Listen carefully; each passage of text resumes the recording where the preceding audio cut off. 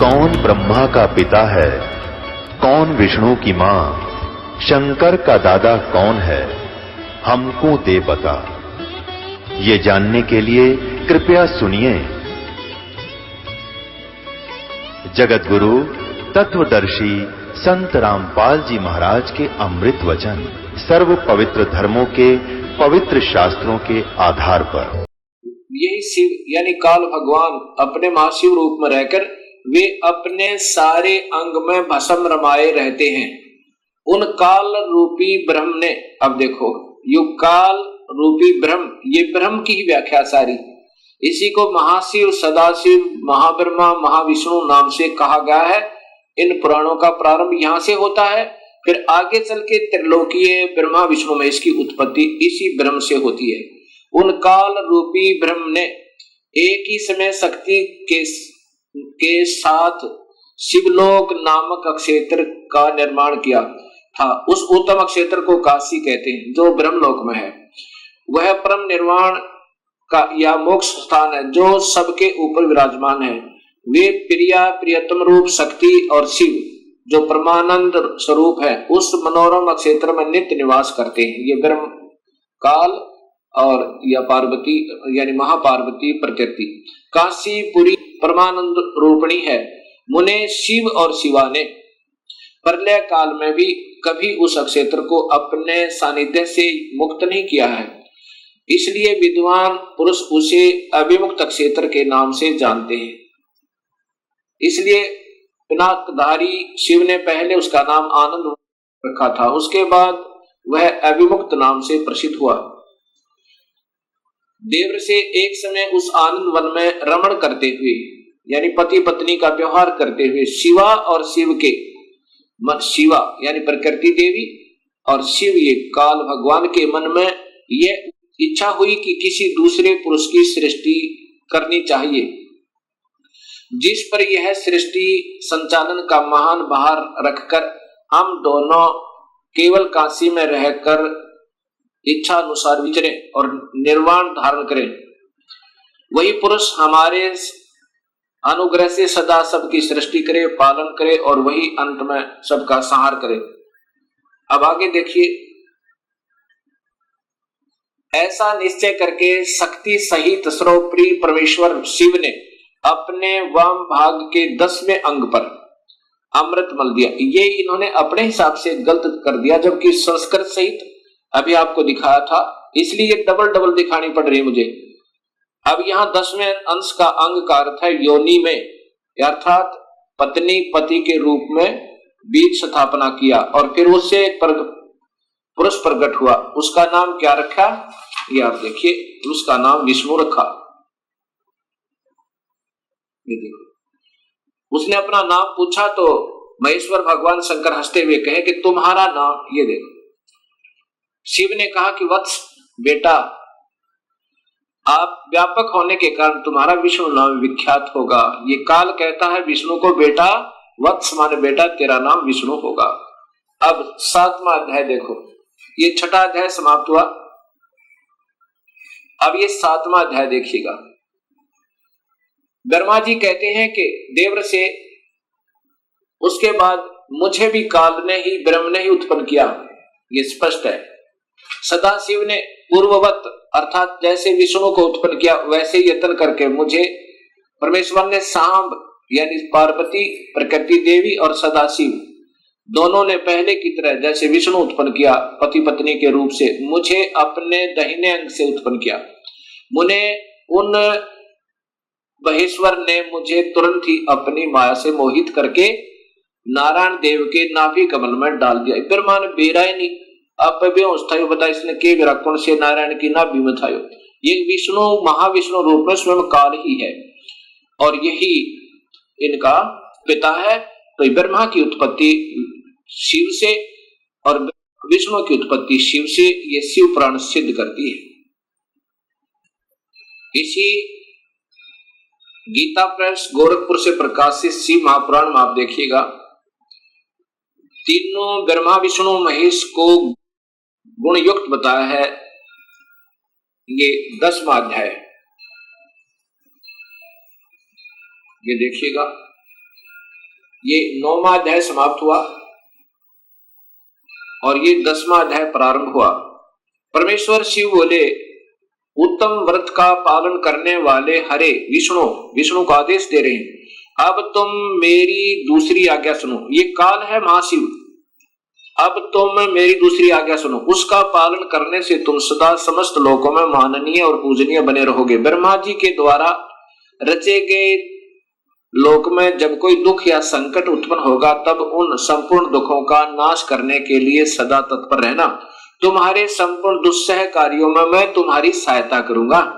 अर्थात शिव विष्णु संपूर्ण शक्तिशाली नहीं है, ये काल कहता है कि मैं तुम्हारी मदद करूंगा। तुम्हारे जो दुर्जय अत्यंत उत्कृष्ट शत्रु होंगे, उन सबको मैं मार गिराऊंगा।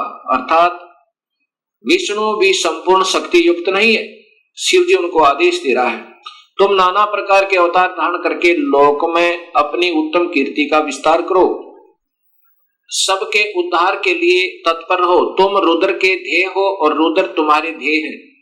अर्थात तुम तीनों मिलकर काम करो।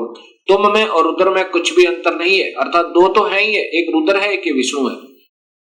अब देखो रुद्र आ गया ना, शिव, ये शिव है और ये विष्णु है, जिसको दोनों का आदेश दिया है। जो मनुष्य रुद्र का रूप भक्त होकर तुम्हारी निंदा करेगा, उसका सारा सद्गुण और उसका सारा पुण्य तत्काल भस्म हो जाएगा। पुरुषोत्तम विष्णु तुमसे द्वेष करने वाला मेरी इच्छा से ही, मतलब अब मैं आपको बताता हूं, मेरी आज्ञा से उसको नरक में गिरना पड़ेगा। अब 9वें अध्याय में फिर देखिएगा, ये 9वें अध्याय का यहां देखना। और संहार करने वाले रज आदि त्रिविध गुणों द्वारा ब्रह्मा विष्णु और रुद्र ने नाम से प्रसिद्ध हो 3 रूपों में पृथक पृथक प्रकट होता हूं। ये काल भी तीनों गुणों रज महाब्रह्मा महाविष्णु महाशिव रूप में रहता है, साक्षात शिव गुणों से भिन्न है। वे प्रकृति और पुरुष से भी परे हैं, अद्वितीय नित्य अनंत पूर्ण निरंजन परब्रह्म परमात्मा है। ये काल तीनों लोकों का पालन करने वाले श्री हरि भीतर तमोगुण और बाहर सतोगुण धारण करते हैं। त्रिलोकी का संहार करने वाले रुद्र भीतर सतोगुण और बाहर से तमोगुण धारण करते हैं, तथा त्रिभुवन की सृष्टि करने वाले ब्रह्मा जी बाहर और भीतर से रजोगुण ही है। अब ध्यान से देखो, इस प्रकार ब्रह्मा विष्णु और रुद्र माने शिव, शंकर, ये त्रिलोकीय ब्रह्मा विष्णु महेश, इन तीनों देवताओं में गुण है। रजगुण ब्रह्मा है, सतगुण विष्णु है, तमगुण शिव जी। दिखाया ना कि शिव अंदर से तो सतगुण दिखा है भगवान जैसा, लेकिन वास्तव में उसका परम गुण तमोगुण है शिव का। अब इस प्रकार इन तीनों में गुण बताए हैं, रजगुण ब्रह्मा, सतगुण विष्णु, तमगुण शिव जी। इन तीनों देवताओं में गुण है। अब देखो चौथा कौन रह गया फिर वो, अब चौथा जो शिव की महिमा गाई जा रही है वो कौन है, वो काल है। और ये तीनों यह नारे लिख दिए। अब इस प्रकार ये सब ज्ञान आपके समझ में आएगा। अब आपको दिखाता हूं, देवी भागवत महापुराण संस्कृत सहित है मेरे पास, और साथ में फिर दिखाऊंगा ये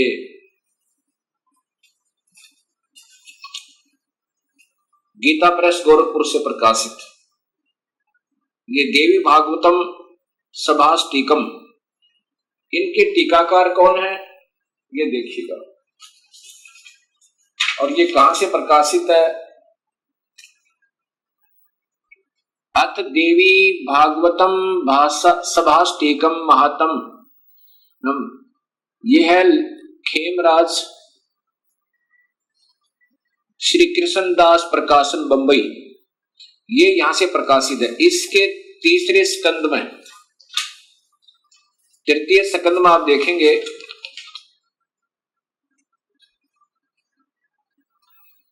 अथ श्री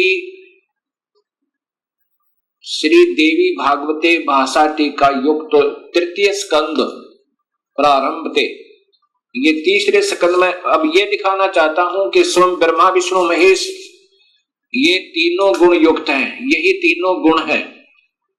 क्या लिखा है ये देखिए, शिव जी कह रहे हैं, हे माता, यदि हमारे ऊपर सदा आप दया युक्त हो तो हमको तमोगुण में, मुझे तमोगुण में किस प्रकार प्रदान किया, मैं तुम गुण क्यों बनाया, कैसे बनाया, और ब्रह्मा रजगुण और विष्णु सतगुण, हरि सतगुण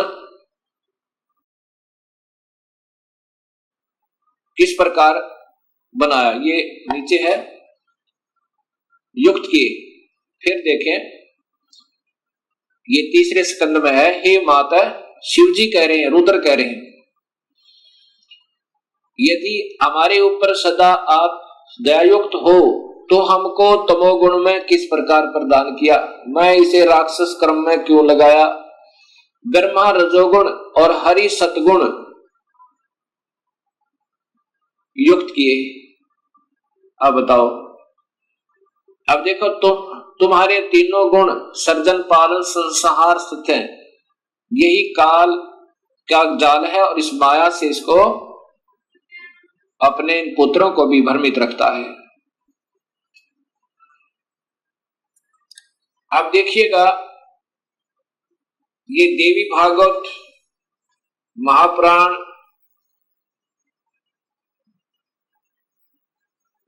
गीता प्रेस गोरखपुर से प्रकाशित, क्योंकि ज्यादातर भक्तात्मा इसी को पसंद करते हैं।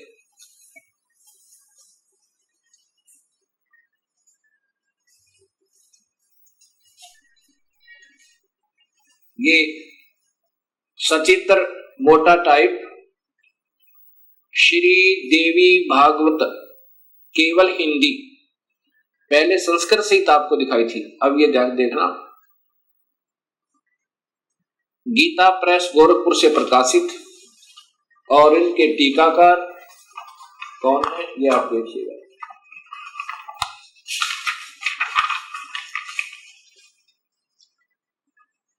मोटा टाइप, और यहाँ हनुमान संपादक हनुमान प्रसाद पोदार चिमन लाल गोस्वामी, इसके तीसरे स्कंद में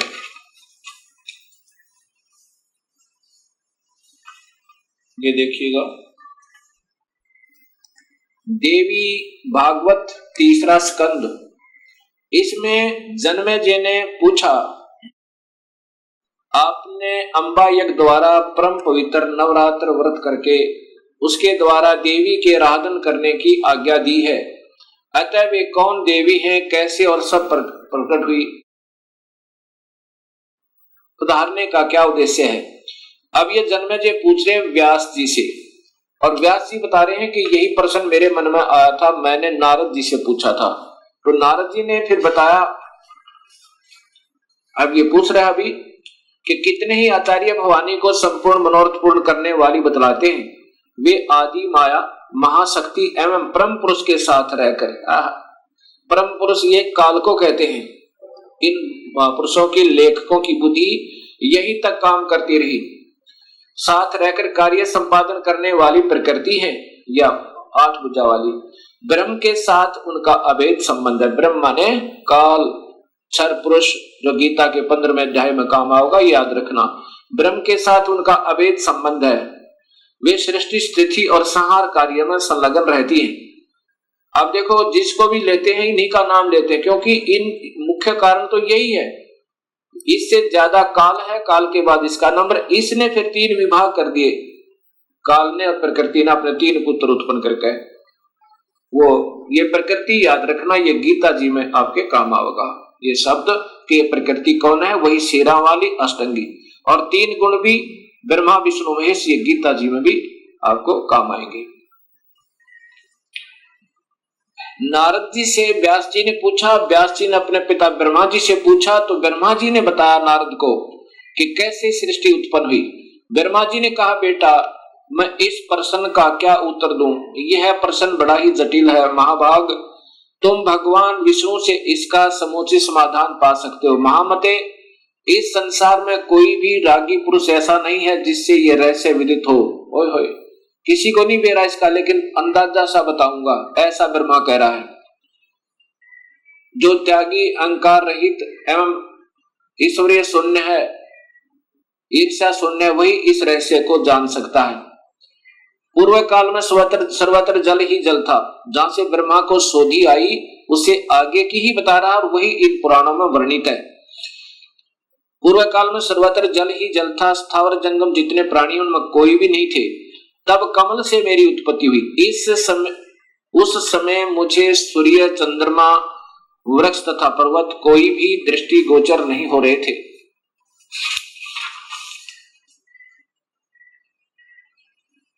दिखाई पड़े। मैं कमल की कणिका पर बैठकर विचार करने लगा, इस अगाध जल में मैं कैसे उत्पन्न हो गया, कौन मेरा रक्षक है तथा इस प्रलय काल में सृष्टि अनुसंहार करने वाले कौन विशिष्ट पुरुष हैं। कहीं भी स्पष्ट रूप से भूमि भी नहीं दिखती जिस पर यह जल टिका हुआ है। यह कमल कैसे उत्पन्न हुआ, रूढ़ एवं यौगिक दोनों अर्थों में कोई इसका कारण होने ही चाहिए। यौगिक अर्थ होने पर इसका मूल कारण पतंग होता है, पंख। तो अब देखूं वह पंख है कहाँ है, वह इस मूल कारण, मतलब ये नीचे घूमता रहा, 1000 वर्ष तक पृथ्वी का अन्वेषण करता रहा, इस पर भी मुझे इस जल का कहीं और छोर नहीं मिला। इतने में आकाशवाणी हुई, तप करो तप करो। तब मैंने तपस्या प्रारंभ कर दी। ये ब्रह्मा बता रहा है। कमल पर बैठे ही 1000 वर्ष तक मैं तप करता रहा। फिर उसी समय सृष्टि करो ऐसी आकाशवाणी सुनाई पड़ी। उसे सुनकर मैं बड़े आश्चर्य में पड़ गया। सोचा कि किसकी सृष्टि करूं अथवा मेरा क्या कर्तव्य है। उसी समय मधु और कैटब नाम के 2 भयंकर दानव आए। अब यहां देखना भक्तात्माओं, आए वे उस महावरण में मुझसे युद्ध करने की इच्छा प्रकट करने लगे। मैं उनसे भयभीत हो उठा। तब कमल का डंठल पकड़कर जल में उतरा। वहां मुझे एक परम अद्भुत पुरुष के दर्शन मिले। उनका श्री विग्रह मेघ के समान श्याम था। वे पीतंबर पहने थे, 4 भुजाएं थी, शेष नाग की सैया पर सोए पड़े थे। सोए का मतलब बेहोश थे, अचेत थे विष्णु जी। उन जगत प्रभु के गले को वनमाला सुशोभित कर रही थी। शंख, चक्र, गदा, पद्म, इन 4 अवधों से अनुपम शोभा पा रहे थे। ऐसे से भगवान विष्णु का मुझे दर्शन हुआ। वे योग निद्रा से वशीभूत होकर गाढ़ी नींद में सोए हुए थे। ये बेहोश कर रखे थे काल ने विष्णु जी को।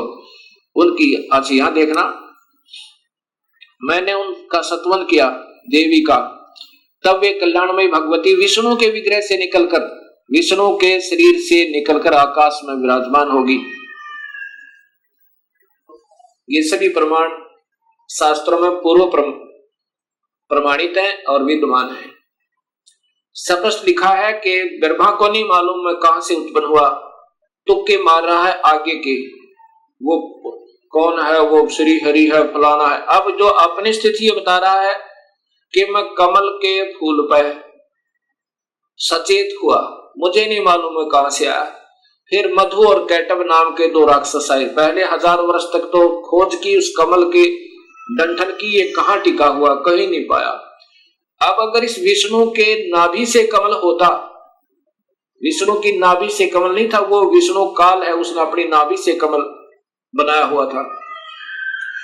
और फिर इतने में मधु कैटब आए, उनके डर के मारा ये नीचे उतरा। आगे विष्णु अचेत पड़ा था शेष सैया पे, शेष नाग के ऊपर बेहोश पड़े थे। उसमें से एक शक्ति निकली और उसके बाद ये होश में आया और फिर मधु कैटब के साथ इनका युद्ध हुआ। 5000 वर्ष तक तो ये लड़ते रहे और मधु कैटब को नहीं मार पाए। जब योग निद्रा भगवान विष्णु के शरीर से अलग होकर, योग निद्रा के ये तो बेहोशी शक्ति एक इनके अंदर डाल रखी थी, आकाश में विराजने लगी, तब तुरंत ही श्री हरि उठ बैठे, ये विष्णु जी उठ बैठे। उन्होंने मधु और कैटब के साथ 5000 वर्ष तक बड़ी घमासान लड़ाई हुई। तब वे दैत्य मरे। कैसे मरे? पहले देवी के कटाक्ष से मधु और कैटब मोहित हो गए थे। उसके बाद भगवान विष्णु ने गोद में लिटाकर उन्हें प्राणों से रहित कर दिया। अब वहां पर मैं और भगवान विष्णु दो थे, वही रुद्र भी प्रकट हो गए। ये देख लो, वही ये रुद्र अर्थात ये त्रिलोकीय शिव भी आ गया। हम तीनों को भगवती अध्याशक्ति ने के दर्शन हुए, उन्हें देखकर मन मुग्ध हो गया, उनकी उत्तम स्तुति की। तब वे आदि शक्ति हम लोगों से कहने लगी। देवी ने कहा, ब्रह्मा विष्णु और महेश्वर, ये रुद्र को महेश्वर भी कहा, ये ध्यान से देखना, तुम भली भांति सावधान होकर अपने अपने कार्य में संलग्न हो जाओ। सृष्टि स्थिति और संहार ये तुम्हारे कार्य हैं। इन महान पराक्रमी दैत्यों का निधन हो जाने पर अब तुम्हें अपना स्थान बनाकर शांतिपूर्वक निवास करना चाहिए। अब क्या बोलते हैं, ब्रह्मा जी कहते हैं कि भगवती अध्याशक्ति की यह वाणी बड़ी मधुर सुंदर और सुखप्रद थी। हमने वह स्पष्ट सुनी। हम लोगों ने उनसे कहा, माता, अब माता कह रहे हैं, हम किस प्रकार इन प्रजाओं के सर्जन आदि कार्य करने में सफल हों। विस्तृत भूमि का अभाव है, सभी स्थान जल मगन है, पंचभूत कुछ भी नहीं है। अब क्या कहती है फिर ये माई ने आगे कहा, माता, हम किस प्रकार इन प्रजाओं के सर्जन कार्य करने में सफल हों। विस्तृत भूमि का अभाव है, सभी स्थान जल मगन है, पंचभूत एवं गुण ये सब समाप्त हैं। पंचभूत एवं गुण तन्मात्र इंद्रियां चाहिए, परंतु उनका भी अभाव है। हमारी बात सुनकर उन कल्याण स्वरूपिणी भगवती का मुखमंडल मुस्कान से भर गया। इतने में एक सुंदर विमान आकाश से उतरा। तब उन देवी ने हमें आज्ञा दी, देवताओं निर्भीक होकर स्वेच्छा पूर्वक इस विमान में प्रवेश कर जाओ। ब्रह्मा विष्णु और रुद्र, आज मैं तुम्हें एक अद्भुत दृश्य दिखलाती हूँ। हमने भगवती की बात सुनकर उसे शिरोधार्य कर लिया।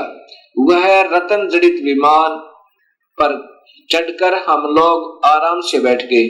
वह विमान मोतियों की मालाओं से सुशोभित था और उसे से अनेक कणियों की ध्वनि हो रही थी। अमरावती की तुलना करने वाले उस भव्य विमान पर हम तीनों निर्भीक होकर बैठ गए। माता आदेश दे रही है बच्चों की तरह, बेटा इसमें बैठो तीनों। और अब आगे देखो, हम तीनों देवताओं को उस पर बैठे देखकर देवी ने अपने सामर्थ्य से विमान को, अपनी शक्ति थे, इन देवताओं के बस की बात नहीं थी विमान को आगे चलाना, देवी ने अपने सामर्थ्य से विमान को आकाश में उड़ा दिया। ब्रह्मा जी कहते हैं कि मन के समान तीव्र गति से चलने वाला वह विमान जिस अपरिचित स्थान पर गया, वहां संपूर्ण फलों से लदे हुए अनेक सुंदर वृक्ष थे। किलकों की कला की काकली उन वृक्षों की शोभा बढ़ा रही थी। अब नीचे देखो, वहां पर ये क्या था, ये कौन था, ये स्वर्ग था।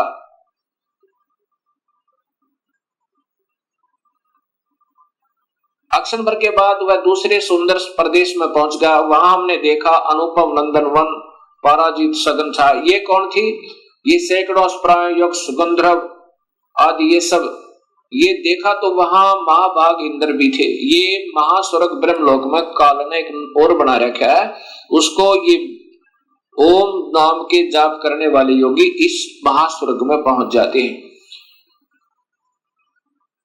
इस देवी भागवत महापुराण को आगे समझने से पहले हमने इस ब्रह्मांड का चित्र देखना होगा। इसके बाद आपके तुरंत समझ में आएगा। ये एक ब्रह्मांड का चित्र आप देखिएगा। ये स्थान है ब्रह्मलोक। ये जो स्थान है ये ब्रह्मलोक कहलाता है। ये एक ब्रह्मांड है।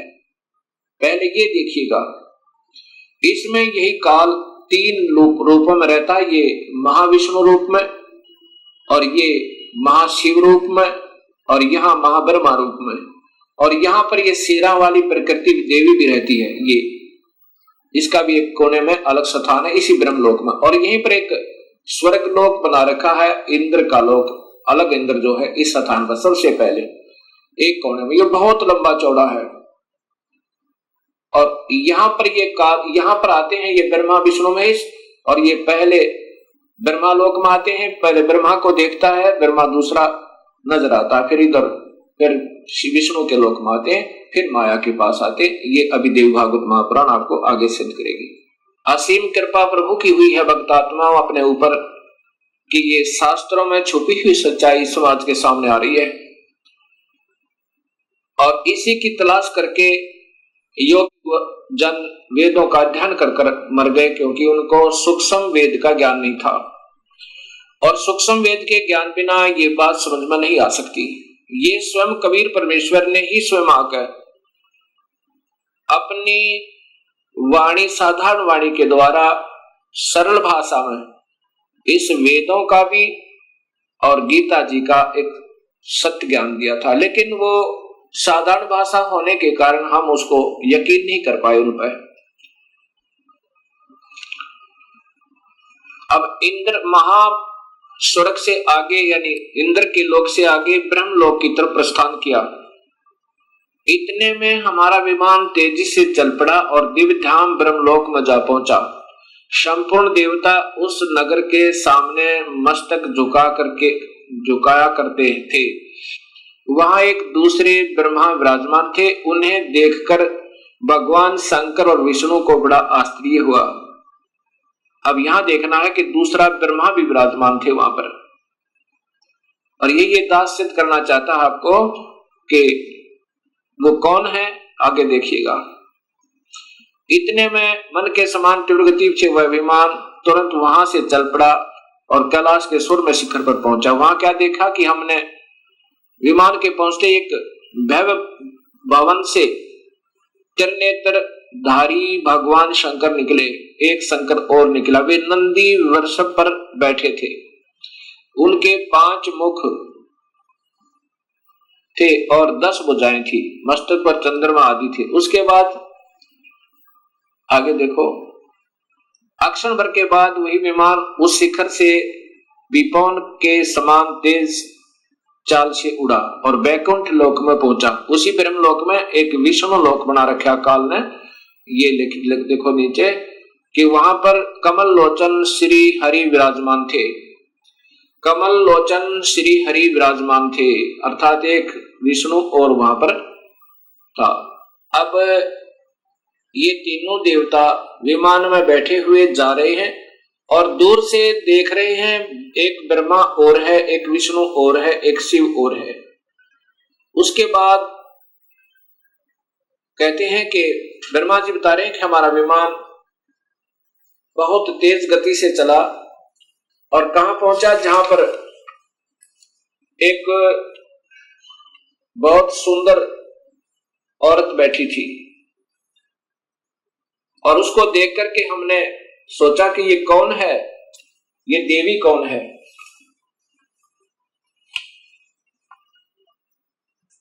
अब ब्रह्मा जी आगे बता रहे हैं कि इतने में पवन से बातें करता हुआ वह विमान तुरंत उड़ गया। आगे अमृत के समान मीठे जल वाला समुद्र मिला।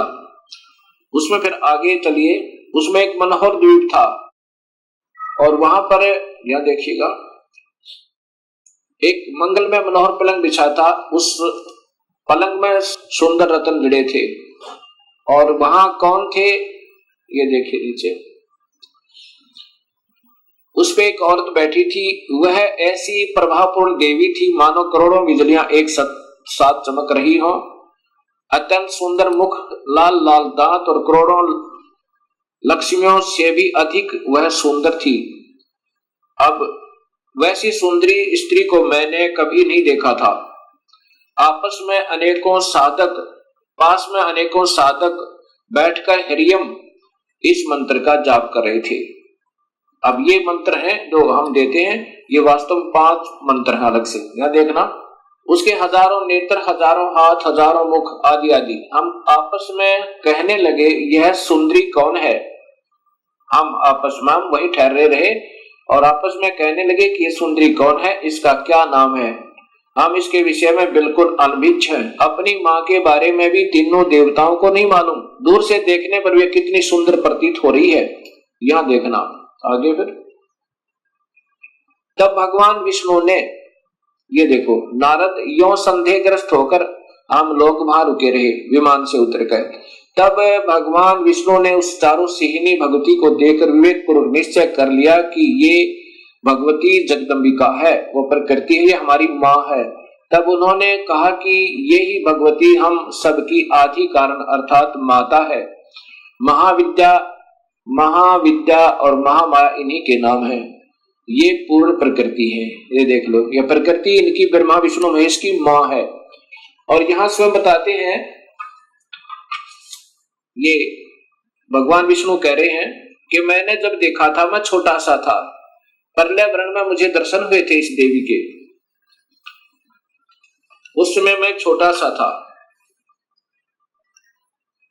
ये वही संपूर्ण संसार की कारण है, ये वही देवगना है जिनके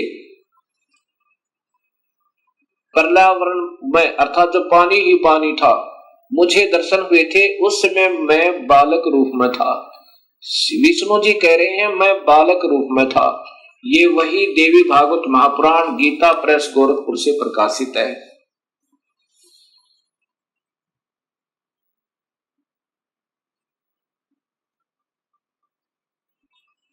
भक्तात्मा, अभी तक हमारे अधूरे गुरु, जब हम उनसे प्रश्न किया करते थे कि ब्रह्मा विष्णु महेश के माता पिता कौन है, वो कहा करते ये तो अजर है, अमर है, इनके कोई माता पिता नहीं है, ये तो अजन्मा है।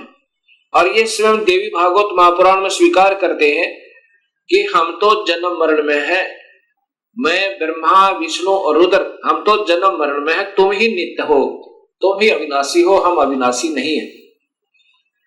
अब देखिएगा आपके सामने से प्रकाशित तीसरा स्कंद ही चल रहा है। यहां ये चल रहा है तीसरा स्कंद। अब ये पढ़ते पढ़ते हमारे यहाँ पर तुम शुद्ध स्वरूपा हो, ये संसार तुम्हारे से ही उत्सित हो रहा है। मैं ब्रह्मा और शंकर, विष्णु स्वयं कह रहा है, मैं ब्रह्मा और शंकर हम सभी तुम्हारी कृपा से विद्यमान हैं।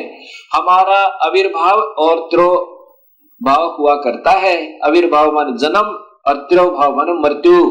हम तो मृत्यु और जन्म में हैं, ये ध्यान से देखो। और केवल तुम ही नित्या हो, जगत जननी हो, प्रकृति और सनातनी देवी हो।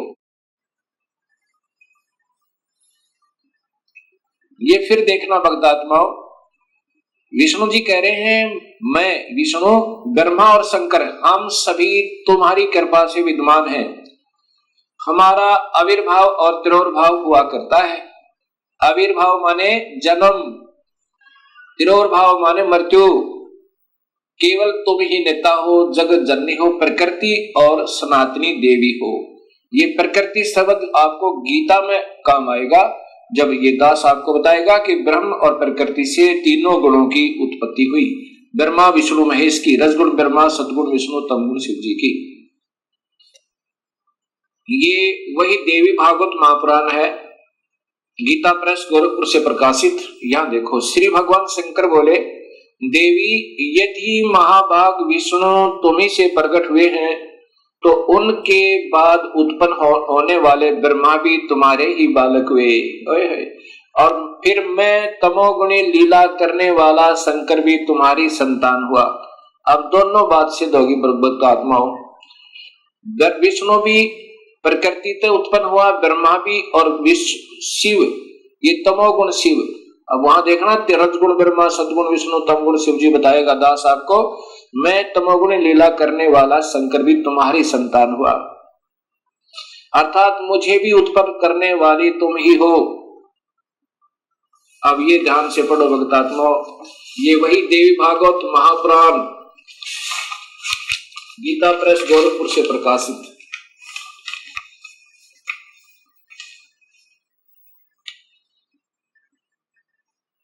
संपादक हनुमान प्रसाद पोदार, चिमन लाल गोस्वामी। अब आपके सामने ये स्पष्ट हुआ कि ये प्रकृति देवी और ये ब्रह्म काल, इनसे ब्रह्मा विष्णु और शिव की उत्पत्ति हुई। और जिनको हम अजर और अमर कहा करते थे, वो हमारे ही शास्त्रों में प्रमाणित है कि ये अनित्य है, ये तो नाशवान और जन्म और मरण के अंदर है। अब इन बातों का ज्ञान होने से ही हमें स्पष्ट ज्ञान होगा कि पूर्ण परमात्मा कौन है। अब उसके बाद क्या होता है, काल ने ब्रह्म ने कहा था कि जब ये बच्चे सियाने हो जाएं, इन तीनों को सागर मंथन पर भेज देना और वहां पर जो वस्तु निकले इनको देना। सबसे पहले अब देवी ने क्या किया कि तुम तीनों अब विमान में बैठो और जाओ अपने अपने स्थान पर, ये विमान तुम्हें वहां छोड़ देगा। ब्रह्मा को ब्रह्मालोक में, जैसा भी आपने ब्रह्मांड का चित्र देखा था, अलग से ब्रह्मालोक, विष्णुलोक, शिवलोक बने हुए हैं। इस ब्रह्मांड में ये पहले ही रचित है और इनको ऐसे ही एक बहुत लंबे चौड़े समुद्र पर, जल के समुद्र पर वहां अपनी शक्ति से रखा हुआ था। इनको, ब्रह्मा, विष्णु, महेश को। तब ये तीनों अपने अपने लोक में पहुंचे। फिर आदेश हुआ प्रकृति देवी का कि तुम तीनों अब सागर मंथन करो। तीनों ने मिलकर सागर मंथन किया। इस ब्रह्म भगवान ने, काल भगवान ने पहले ही समुद्र के अंदर एक कूर्म का रूप धारण करके अपने ऊपर सुमेरु पर्वत को टिका लिया और उसमें इन जाकर तीनों ने शेष नाग के उसे रस्से थे उसका मंथन किया, ऐसे जैसे पहले पुराने समय में दूध रिड़कते थे ऐसे। उसमें से वेद निकले। वेदों को ब्रह्मा ने पढ़ा और वेदों में पाया कि पूर्ण परमात्मा कोई और है जिसने सृष्टि रची हुई है, वही जग का करता है, उसकी उपासना करनी चाहिए, वो आकार में है। उससे पहले ये तीनों बालक अपनी मां से पूछा करते थे कि मां हमारा पिता कौन है। तब ये प्रकृति देवी कहा करती थी कि तुम्हारा कोई पिता नहीं, कोई तुम्हारी मां नहीं, मैं ही तुम्हारा पिता और मैं ही तुम्हारी मां हूं।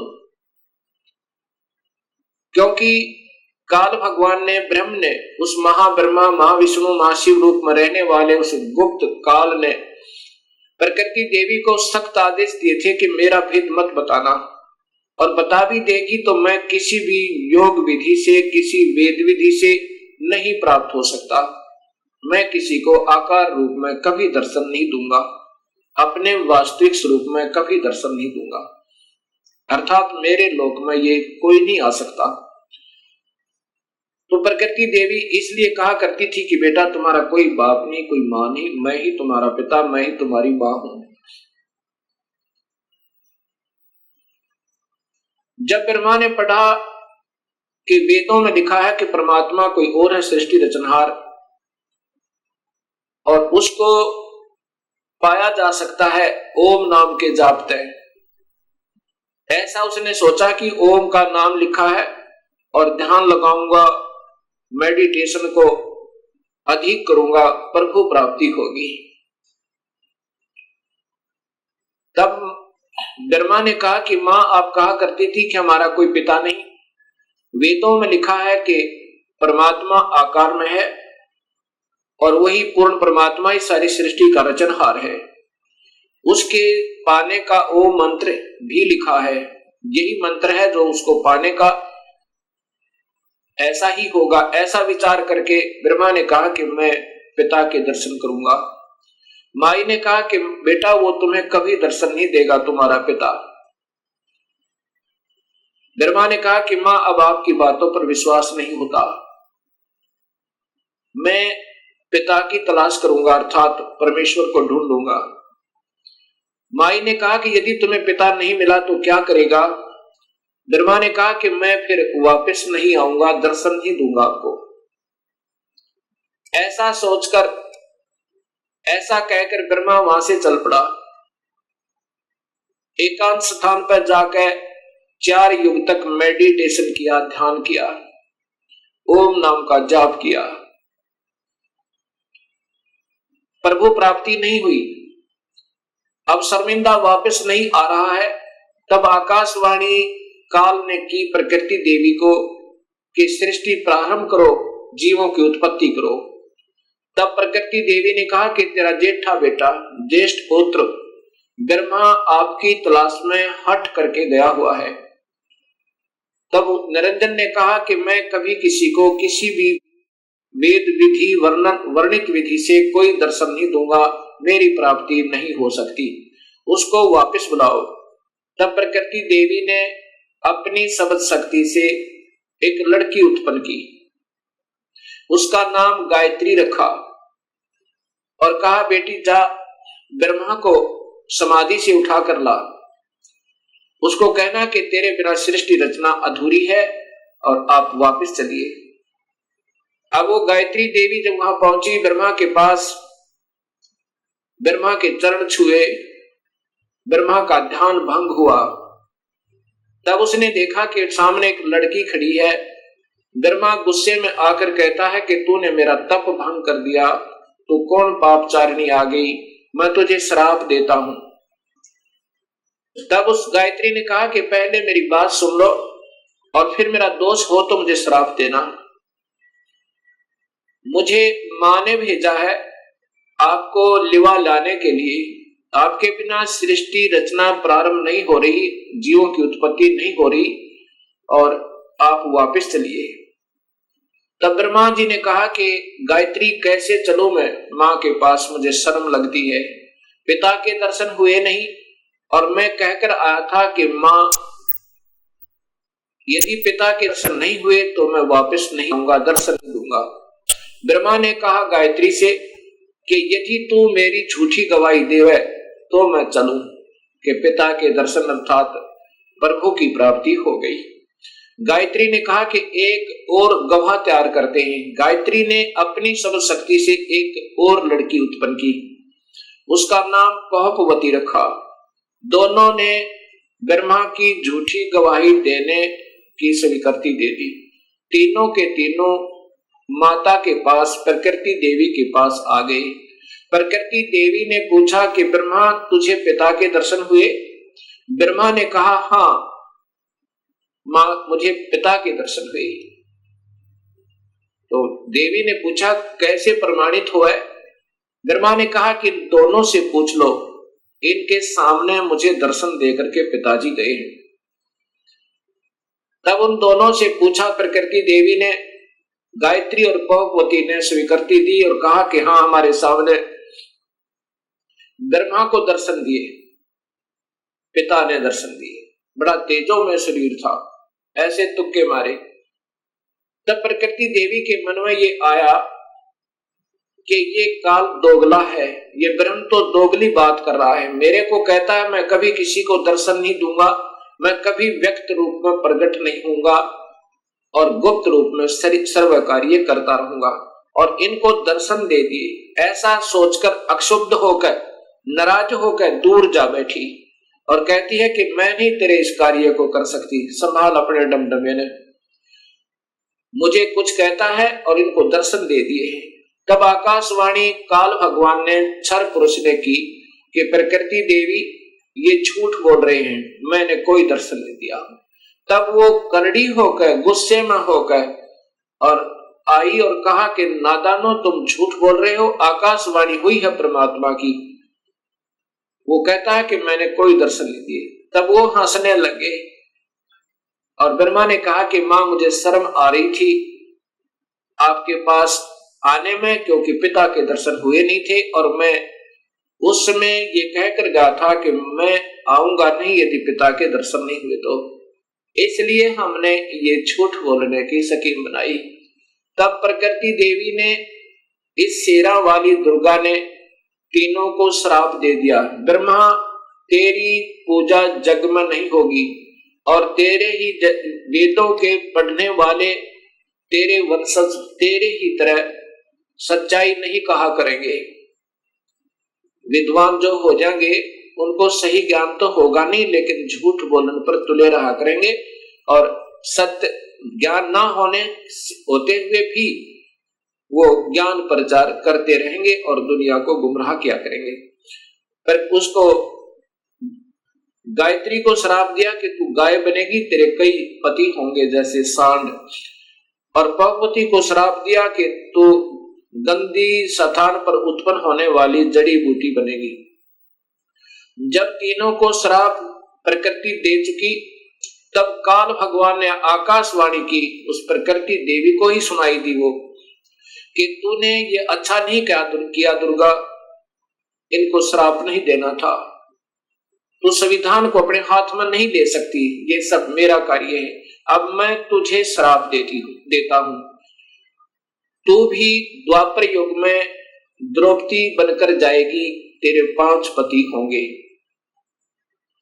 ऐसा श्राप पाकर के प्रकृति कहने लगी, निरंजन तेरे वश होगी, मैं अपने पिता से, अपने मूल मालिक से बिछुड़ गई, अब तू कुछ भी नाच नचा दे, यदि मैं इन बच्चों को नहीं डांटूंगी, नहीं धमकाऊंगी, तो ये कैसे कार्य सुचारू करेंगे, और मैंने इनको थोड़ा सा सजा दी तो तूने मुझे सजा दे दी, ठीक है नचा ले, नाच जैसे तू नचाना चाहता है। उसके बाद प्रकृति देवी विष्णु के पास गई, विष्णु के लोक में, विष्णु से कहा कि बेटा तू भी अपने पिता की खोज कर ले, कहीं फिर बाद में समाधि लगाकर बैठो और सृष्टि रचना में भंग होवे। विष्णु जी अपने पिता ज्योति निरंजन काल भगवान की तलाश में चल पड़े। कहां पहुंचे? शेषनाग के लोक में पहुंचे, और शेषनाग ने जब देखा कि तेरी जुरिडिक्शन में यहाँ सबने अपनी अपनी सीमाएं बांट रखी हैं, कुत्ते ने अपनी बांट रखी है, राजाओं ने अपनी बांट रखी है, भैंसे ने अपनी बांट रखी है, कि जो भी उस सीमा में आ जाए उसके साथ लड़ मरे, कट जाए, और 2 दिन के मेहमान से भी।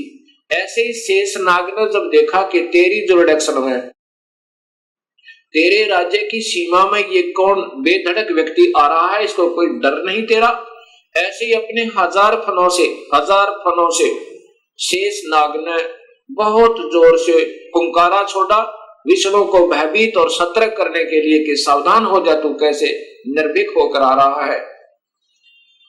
ऐसे उस जहर का फुंकारा जैसे स्प्रे पेंट होया करे, ऐसे विष्णु जी का शरीर काला बन गया, जैसे धुंध हो जाकर उसके अंदर विष्णु छुप गया।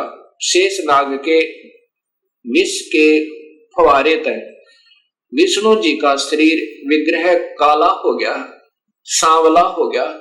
जब विष्णु जी ने देखा कि इस नादान कीड़े ने, इस नादान सर्प ने ये क्या जुल्म किया, मैंने इसका क्या बिगाड़ा था, मैंने तो इसको कुछ कहा भी नहीं था, इसने ऐसे मेरा स्वरूप बिगाड़ दिया, अब इसको ठीक करता हूं, इसको गढ़ता हूं। ऐसा सोचकर उस नाग को समाप्त करने के लिए विष्णु आगे बढ़ने लगा। उसी समय आकाशवाणी हुई ज्योति निरंजन की, काल की, कि विष्णु अब इसको कुछ मत कहे शेषनाग को, अगर ऐसे तुम लड़ने मरने लगे तो सृष्टि कैसे प्रारंभ होगी, अब इसको कुछ मत कहे, द्वापर युग में ये काली देह में हो जाएगा, जन्म लेगा, इसका अवतार होगा, और तय उस समय कृष्ण बनकर जाएगा, उस समय इससे अपना बदला ले लेना। अब तू वापस जा और अपनी मां को स्पष्ट बता दे, झूठ मत बोलना, मैं कभी किसी को दर्शन नहीं दूंगा और ना ही मेरे कोई दर्शन कर सकता, किसी भी वेदों वर्णित विधि से, यज्ञ से, तप से, जप से नहीं कर सकता। यदि झूठ बोलेगा तो तेरा हाल भी ब्रह्मा जैसा हो जाएगा, वापस जा। ऐसा सोचकर, ऐसी आकाशवाणी सुनकर विष्णु जी वापस चल पड़े, मां के पास आए। माता ने पूछा, क्यों पुत्र, पिता के दर्शन हुए? विष्णु जी ने कहा, नहीं मां, मुझे दर्शन नहीं हुए। इस बात को सुनकर ये जगदंबिका दुर्गा बड़ी प्रसन्न हुई और विष्णु को सीने से लगाया और कहा, पुत्र तू सत्यवादी होगा और तुझे मैं यहाँ पालन पोषण और स्थिति का विभाग देती हूँ, और अब मैं तुझे अपनी कृपा से तेरे पिता के दर्शन कराती हूँ। देख शरीर में ध्यान लगाकर और पहुंच जा सहस्रार कमल में। सहस्रार कमल में जो ज्योत प्रकाश दिखाई दे रहा है वो 1000 ज्योतियां, बस ये तेरे पिता का स्वरूप है, ये ज्योत स्वरूपी निरंजन है। ऐसे इन सबको बहका रखा है। विष्णु जी अपने पिता के प्रकाश रूप में दर्शन करके बड़ा प्रसन्न हुआ। उस अंदर प्रकाश देख के, ये मेडिटेशन करने वाले अंतिम उपलब्धि केवल ज्योत बताते हैं, वो ज्योत स्वरूपी वही तो काल है, और उसी को देखकर सब प्रसन्न हो जाते हैं। उसके बाद यही माई शिव जी के पास गई, शंकर जी के पास गई।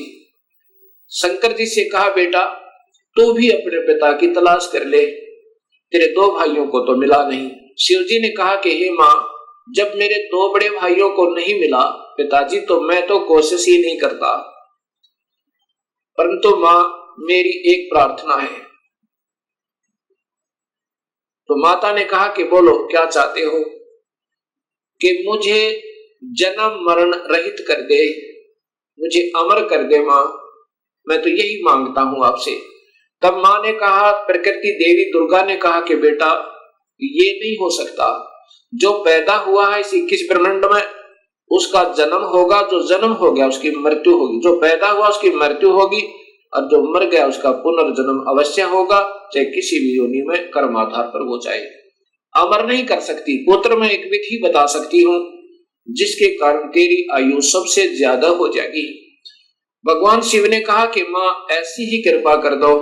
तब देवी ने कहा कि पुत्र तू ज्यादातर मेडिटेशन करया करे, और मेडिटेशन करते करते अपने श्वासों को, प्राणों को 10वें द्वार पर स्थिर कर दिया कर, श्वास कम से कम आने दिया कर, और ठंडे क्षेत्र में रहा कर ताकि तेरा शरीर खराब ना होए। उसके बाद भगवान शिव ज्यादातर ध्यान समाधिस्थ रहते हैं और अपने श्वासों को रोक लेते हैं। श्वासों के आधार पर ही ये सब प्राणियों की आयु निर्धारित है। उसके बाद फिर इन तीनों से कहा कि तुम जाओ सागर मंथन करो। पहले माई ने कहा कि तुम मेरे से सृष्टि रचना करो, मुझे ही पत्नी बनाकर तुम तीनों यहाँ के सृष्टि रचना करो। तब इन तीनों ने कहा, हे माँ, माता नार पुत्र की होई, हे जननी ये कहाँ अगत होई। तब माँ ने कहा कि बेटा मैं तुम्हारी परीक्षा ले रही थी और ये देख रही थी तुम भी अपने पिता की तरह ही ऐसे हो या तुम्हारे अंदर कोई विवेक है। ठीक है, तुम जाओ फिर सागर मंथन करो। अब दूसरी बार फिर सागर मंथन किया। जब सागर मंथन किया उसमें 3 रूप माई नहीं अपने बनाए इस दुर्गा ने। ये सिद्धि होती है, एक सिद्धि वो चोलेदार है, चोले माने शरीर। 3 रूप बनाए और 3 लड़कियों के रूप में बाहर आई। वो तीनों के तीनों ब्रह्मा विष्णु महेश एक एक लड़की को लेकर के, तीनों लड़कियों को लेकर के माँ के पास आए। माता ने पूछा कि पहले कौन सी निकली थी? कि ये, उसका नाम सावित्री रखा, वो ब्रह्मा से व्याधी। दूसरी का नाम लक्ष्मी रखा, वो विष्णु से व्याधी। और तीसरी का नाम उमा रखा, वो शिव से शादी कर दी। और तीनों से कहा कि अपनी अपनी पत्नियों को लेकर अपने अपने लोक में जाओ और अब ये सृष्टि प्रारंभ करो। यहां से ये काल सृष्टि प्रारंभ हुई। अब इसी का प्रमाण आपको देवी भागवत महापुराण में देता हूं, तीनों की शादी का। अब देखिएगा, वही श्रीमद देवी भागवत महापुराण केवल हिंदी, गीता प्रेस गोरखपुर से प्रकाशित, और इसी का वही 3रा स्कंद चल रहा है। इसमें देखिएगा यहां पर, इस प्रकार मुझसे आज्ञा देकर प्रसन्न वदना भगवती जगदम्बा ने भगवान विष्णु से कहा, विष्णु मन को मुग्ध करने वाली इस महालक्ष्मी को लेकर अब तुम भी पधारो। महालक्ष्मी से ब्याह कर दिया। यह सदा तुम्हारे वक्षस्थल में विराजमान रहेगी, इसमें किंचित मात्र संदेह नहीं। और फिर बताया कि तुम सतोगुण हो, तुम एक महान पुरुष हो, तुम्हारे पास सतोगुण की प्रधानता रहनी चाहिए, तुम अर्थात तुम सतोगुण हो। अब फिर आगे देखिए, ब्रह्मा जी कहते हैं, देवी ने कहा, शंकर मन को मुग्ध करने वाली महाकाली गौरी नाम से विख्यात ये उमा है, तुम इसे पत्नी रूप से स्वीकार करो। तीनों का ब्याह कर दिया। कैलाश की रचना करने के वहीं रहो। एक यहां नकली कैलाश और बना रखा है इस शिवलोक में। तुम्हारी लीला में तमोगुण की प्रधानता रहेगी, सतोगुण रजगुण गौण रहेंगे, ये गुप्त रहेंगे, वास्तव में तुम तमोगुण है। अच्छा, फिर आगे देखना, यहां फिर कहा है, ब्रह्मा जी बोले, कहते हैं कि इस प्रकार कहकर भगवती जगदम्बिका ने हमें विदा कर दिया। उन्होंने शुद्ध आचार वाली शक्तियों में से भगवान विष्णु के लिए मां लक्ष्मी को, शंकर के लिए महाकाली को, मेरे लिए महासरस्वती अर्थात सावित्री को पत्नी बनाने की आज्ञा दे दी। अब तीनों का ब्याह कर दिया।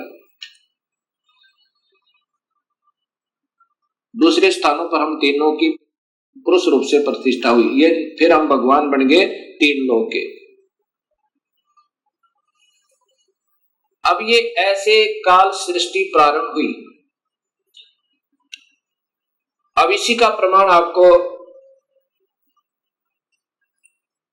गीता जी में देता हूं। अब देखिएगा, श्रीमद् भगवत गीता, गीता प्रेस गोरखपुर से प्रकाशित, और इनके टीकाकार हैं श्री जय दयाल गोविंद का,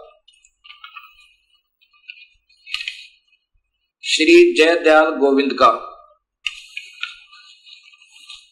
और ये सबसे पहले अध्याय नंबर 14 का प्रथम श्लोक सुनिए इन्हीं की भाषा में। वैसे तो इन महापुरुषों को विशेष ज्ञान नहीं था, कोशिश की इन्होंने सरलार्थ करने की ढंग से, परंतु सूक्ष्म वेद का ज्ञान न होने से अधूरा पुधूरा ही किया। फिर भी जहां तक इनकी बुद्धि काम की, उन्हीं के आधार पर बताता हूं कि ज्ञानों में भी अति उत्तम परम ज्ञान को फिर कहूंगा, जिसको जानकर सब मुनिजन संसार से परम तर मुक्त होकर परम सिद्धि को प्राप्त हो गई। कि अब ये ज्ञान समझ में आ गया ना कि काल कौन है।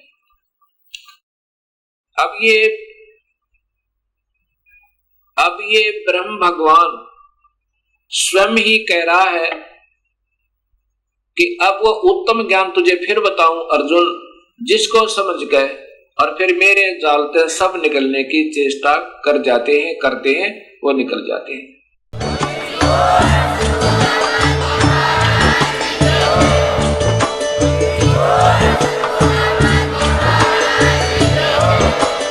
आप सुन रहे थे जगत गुरु तत्वदर्शी संत रामपाल जी महाराज जी के मंगल प्रवचन। अधिक जानकारी के लिए विजिट कीजिए हमारी वेबसाइट www.jagatgururampalji.org। संत रामपाल जी महाराज जी के शुभ आशीर्वाद से पूरे विश्व भर में 500 से भी ज्यादा नाम दीक्षा केंद्र हैं, जिन पर संत रामपाल जी महाराज जी द्वारा ऑनलाइन निशुल्क नाम दीक्षा दी जा रही है। अपने नजदीकी नाम दीक्षा केंद्र का पता करने के लिए संपर्क करें 8222880541।